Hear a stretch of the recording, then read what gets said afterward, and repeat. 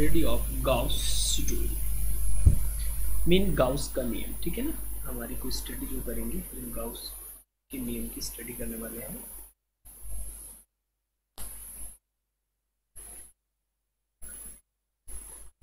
Gauss का नियम, Gauss का नियम,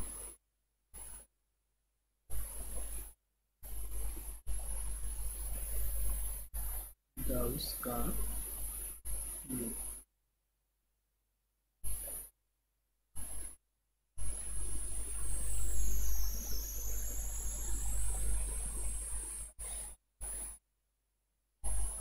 क्या है इसमें, सबसे पहले हमारे को इलेक्ट्रिक फील्ड शो करना है, ये इलेक्ट्रिक फील्ड है, और इलेक्ट्रिक फील्ड में आपके पास क्या है, कोई गाउसियन सरफेस लिखा हुआ है यहाँ पे, ये गाउसियन सरफेस हो गया, राइट।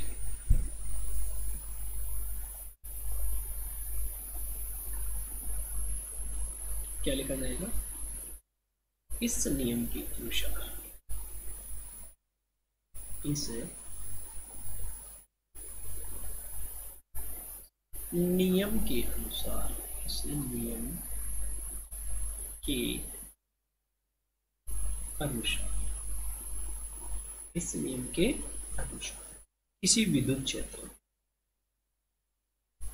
किसी विद्युत क्षेत्र में, विद्युत क्षेत्र में, किसी विद्युत क्षेत्र में स्थित बंद फरस से मिलकर, स्थित बंद पृष्ठ से मिलकर,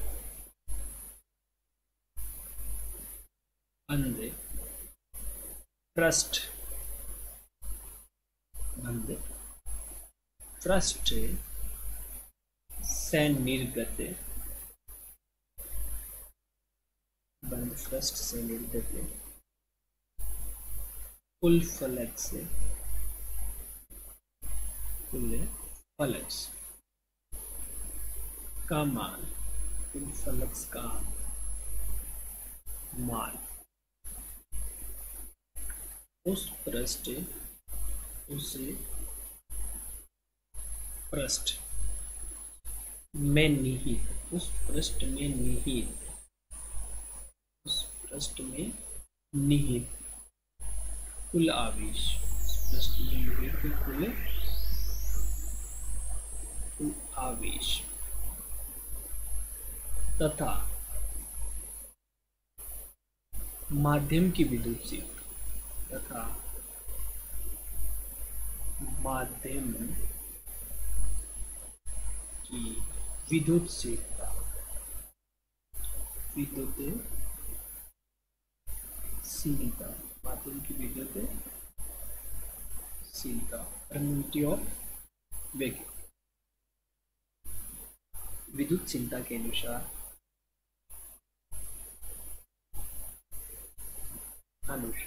विद्युत शीलता के अनुसार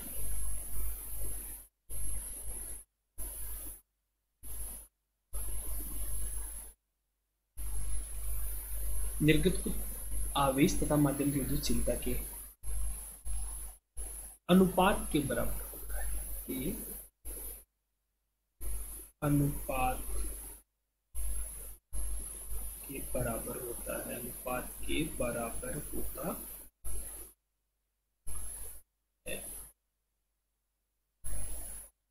मीन आपके पास यहाँ पे ये इलेक्ट्रिक फील्ड लाइन से ई को शो करेगी, और यहाँ पे जो फ्लक्स होगा वो फाई से शो करेगा, देन है इसके लिए राइट करेंगे D phi,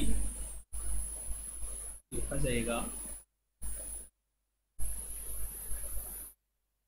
D phi E, electric field के लिए ये आएगा फाई, क्या आएगा E vector dot d s, E vector dot d s vector,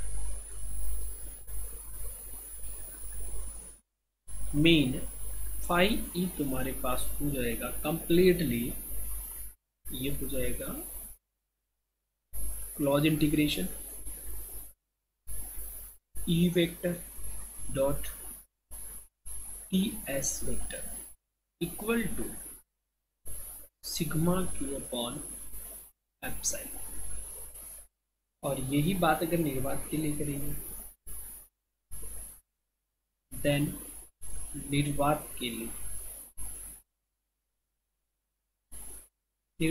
क्या हो जाएगा, यहाँ पे sigma q upon epsilon not हो जाएगा और यही वैल्यू हो जाएगी फाई के लिए, ठीक है ना। तो क्या हो जाएगा यहाँ से phi E equal to cross integration E vector dot d s vector equal to sigma q upon epsilon naught. ये आपके लिए हो गया electric field in charge point के लिए, और वो भी अब इस नियम की कुछ विशेषताएं लिखेंगे हम। गाउस के नियम की विशेषता,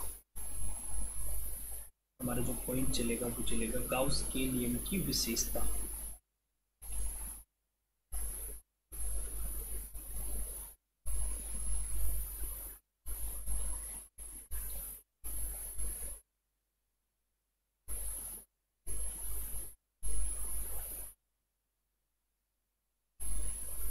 गाउस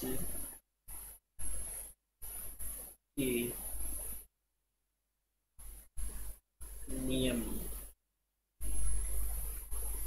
की विशेषता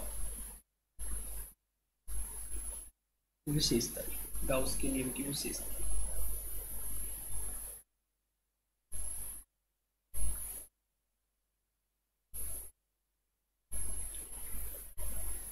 अब यहां पे लिखेंगे पहली विशेषता।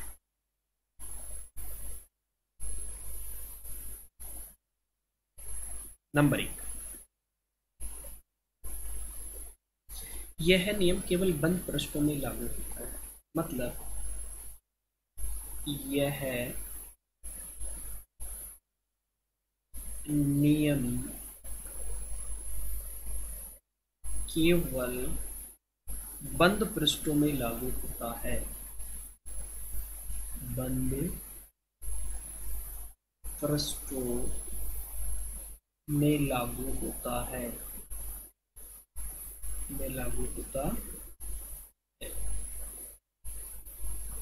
सेकेंड नियम इसका दूसरा पॉइंट, फ्लक्स का मान पृष्ठ के आकार व आकृति पर निर्भर नहीं करता। फ्लक्स का मान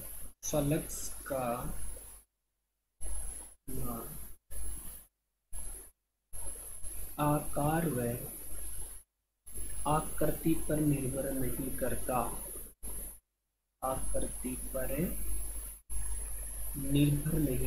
निर्भर नहीं करता।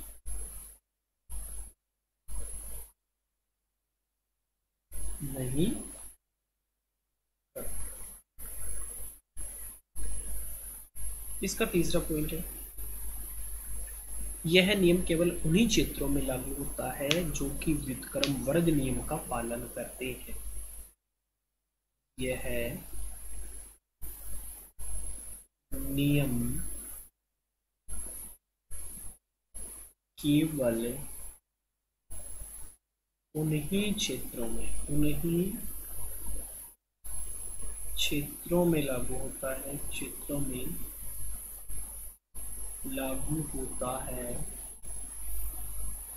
उन्हीं क्षेत्रों में लागू होता है जो कि व्युत्क्रम वर्ग के नियम का पालन करते हैं। व्युत्क्रम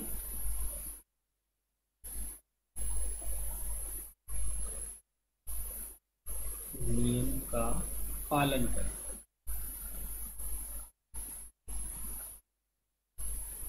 करते हैं।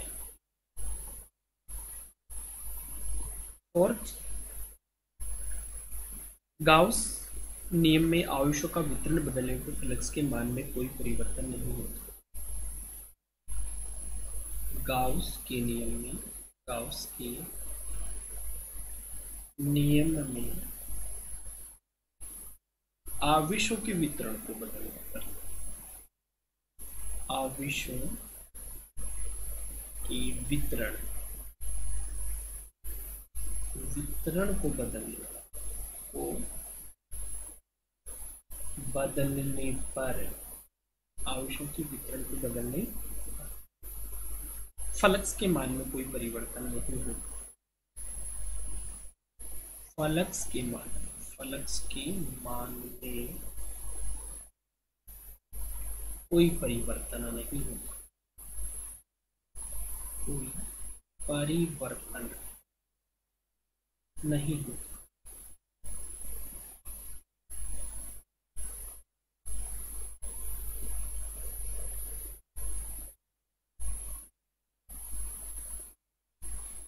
गाउस के नियम की विशेषताएं हो गई। आप लिखते हैं गाउस के नियम का सत्यापन।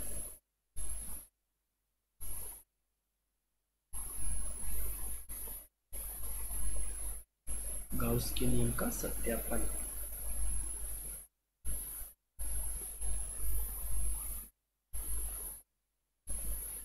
गाउस के नियम का सत्यापन।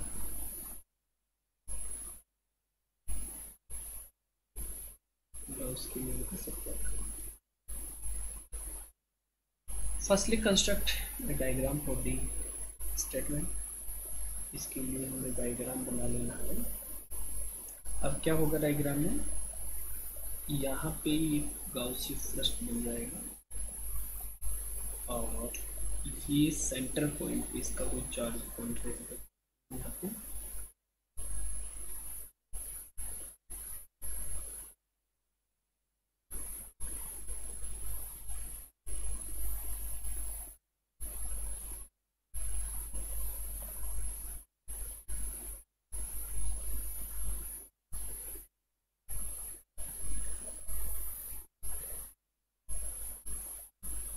ऐसा प्लस बना दो, यहाँ पे इसका पॉइंट चार्ज राइट करना,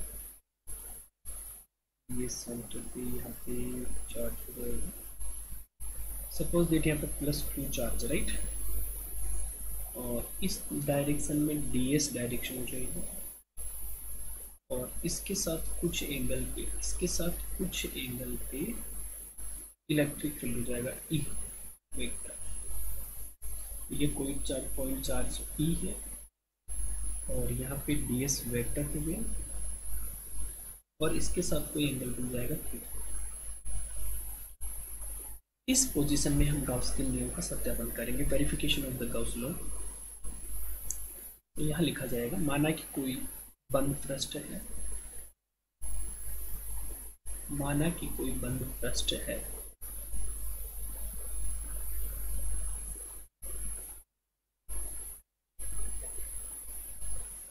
माना कि कोई बंद पृष्ठ है, बंद पृष्ठ है जिसमें +q चार्ज स्थित है,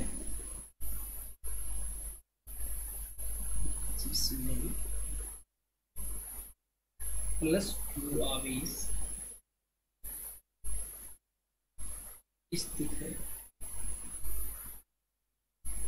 जिसमें +q आवेश स्थित है, इसकी सतह पर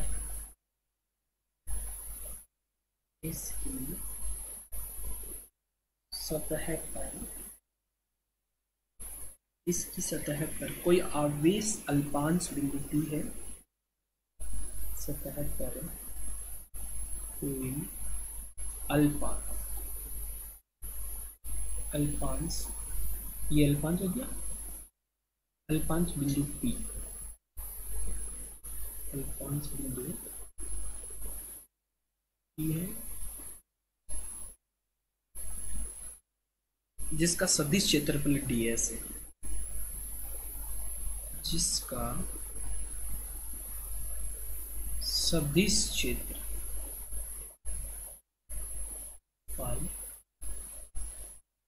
ds है, इसका सदिश क्षेत्रफल क्या हो जाएगा, ds हो जाएगा। इसका सदिश क्षेत्रफल ds वेक्टर, ठीक है।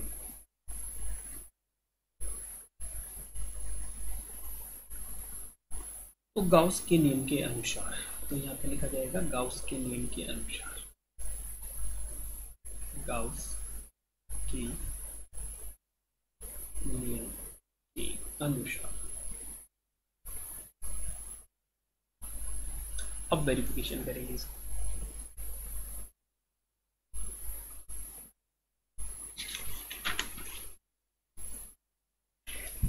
गाउस के नियम की डेफिनेशन क्या थी हमारे पास कि बंद फ्रस्ट में यहाँ पे हो गया close equation E vector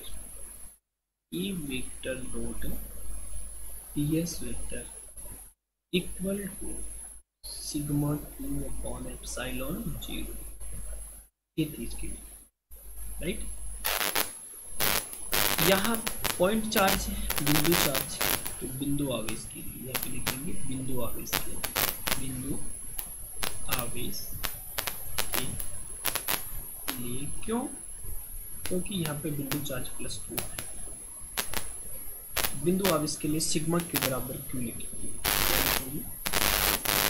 sigma के बराबर क्यों लिखेंगे,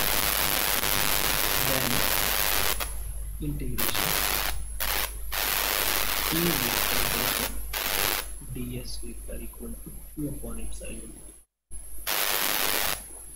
the equation number first.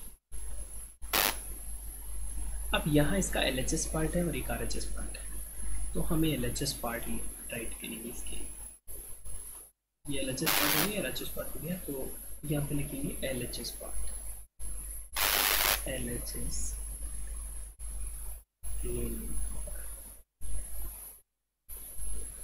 LHS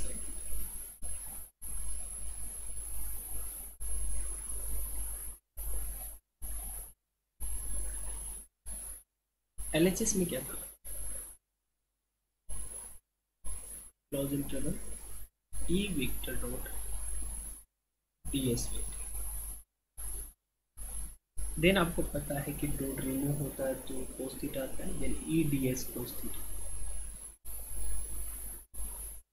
E ds cos theta. जहां पर एक ई तुम्हारे पास k⁴r² है, यूज बाई यूज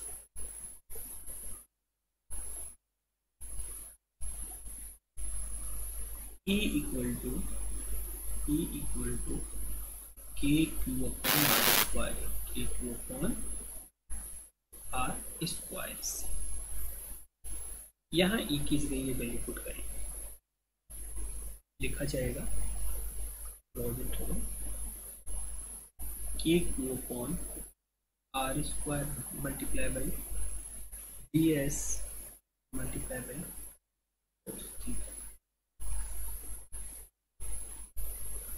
KQ बाहर लिखा जाएगा और ds cos थीटा को राइट किया जाएगा, KQ को बाहर लिखेगा, K और Q को बाहर लिखेगा और इंटीग्रेशन किया जाएगा ds cos theta upon r²।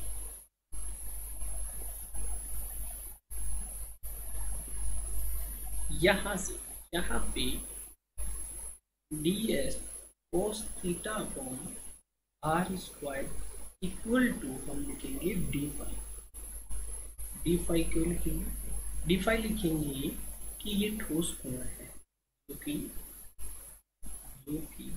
ठोस कोण है, ठोस कोण का मात्रक होता है स्टेरेडियन, और स्टेरेडियन को पाई से डिनोट किया जाता है। देन यहाँ जो d है कि इसकी वैल्यू जाएगी 4 पाई, क्या हो जाएगी 4 पाई से। यहाँ पे क्या होगा, के क्यू ऐसा का ऐसा रहेगा, इंटीग्रेशन करेंगे और इसकी जगह हम लिखेंगे डी फाइव, ये हो गया। तो हमारे पास क्या होगा, डी इंटीग्रेशन से रिमूव हो जाएगा, देन डी मल्टीप्लाई बाई इसकी वैल्यू तुम्हारे पास आ जाएगी 4 5। पहले तो ये वैल्यू रहेगी, उसके बाद में वैल्यू लिखेंगे ए क्यू मल्टीप्लाई बाई 4 5, 4 5 हो जाएगी इसकी वैल्यू।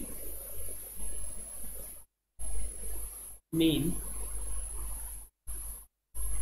यहाँ से के की वैल्यू क्या पुट करेंगे, के इक्वल टू होता है 1.45 1.45 मल्टीप्लाई ऑलरेडी 4 पाई यहाँ पे है, 4 पाई कैंसिल आउट हो जाएगा यहाँ से, और यहाँ पे के की वैल्यू रखे हुए हैं तो मल्टीप्लाई में यहाँ पे क्यू भी रह गया है, यहाँ पे हो जाएगा क्यू अपॉन एप्सिलॉन 0, और यही हमारे पास आर एच एस आ गया, और आर एच एस आ गया तो इसका मतलब हो गया गाउस के रूल को हमने क्या कर दिया है, वेरीफाई कर दिया है। देखो हमारे पास यही था गाउस का रूल, क्या था कि हमें क्या प्रूव करना था, हमारे को प्रूव